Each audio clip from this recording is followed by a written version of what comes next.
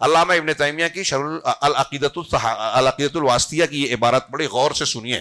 ہاں اس کی بھی میں بہت زیادہ تشریح نہیں کر سکوں گا حالانکہ اس کا تقاضا ہے. وہ کہتے ہیں من اصول اہل السنت والجماعہ سلامت قلوبہم والسنتہم لاصحاب رسول اللہ صلی اللہ علیہ وسلم، کہ اہل سنت والجماعت کے دین کی بنیادوں میں سے، اصول میں سے یہ ہے، ایک بنیاد یہ ہے کہ ان کی زبانیں اور ان کے دل اصحاب رسول صلی اللہ علیہ وسلم کے تعلق سے پاک، صاف اور واضح ہو. یعنی زبان سے بھی صحابہ کرام کو برا بھلا نہیں کہتے، دل میں بھی ان کے تعلق سے کوئی کینہ، کپٹ اور بغض و عناد نہیں رکھتے. تو ہمارا دل اور ہماری زبان اہل سنت کے اصول میں سے ہے، یہ عقیدے کے اصول میں سے ہے. تو اصول اہل سنہ والجماعہ ہے کہ ہمارے دل اور زبان صحابہ کے تعلق سے پاک صاف ہے.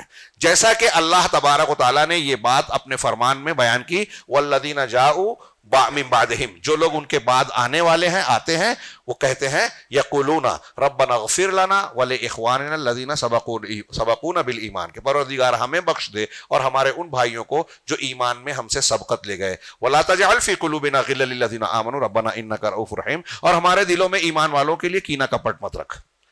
اس آیت کی روشنی میں ہمارا دل ان کے تعلق سے صاف رہتا ہے، غل نہیں ہے، کینہ کپٹ نہیں ہے، ان کے لیے بخشش کی دعا کرتے ہیں.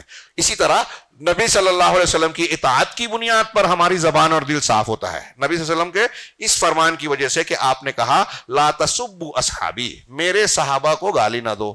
اب یہ کہتے ہیں جو لوگ گالیاں دیتے ہیں وہ انجینئر ہو، فلاں ہو، ڈھیما ہو. کہا ان فضائل میں فلاں اور فلاں شامل نہیں ہے. آپ کہاں سے دلیل لائے؟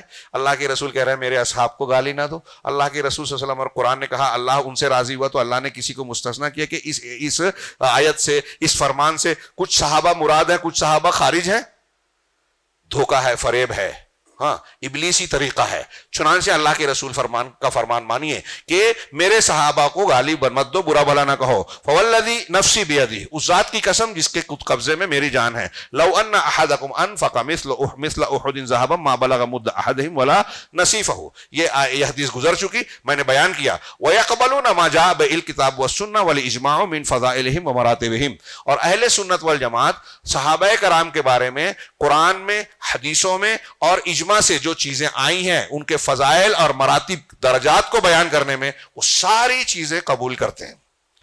صحابہ کے بارے میں ان کی فضیلت اور ان کے مراتب کو بیان کرنے میں قرآن نے، حدیث نے جو بیان کیا اور مسلمانوں نے جو اجماع کیا، ان چیزوں کو مانتے ہیں. اسی طرح آگے علامہ ابن تیمیہ، دیکھیے اس کی تفصیل تشریح میں نہیں کر رہا ہوں، آگے بڑھ رہا ہوں. فلاں ابو بکر صدیق کی یہ فضیلت ہے، فلاں کی یہ، تو ساری چیزیں ہم اس کو ویسے ہی مانتے ہیں.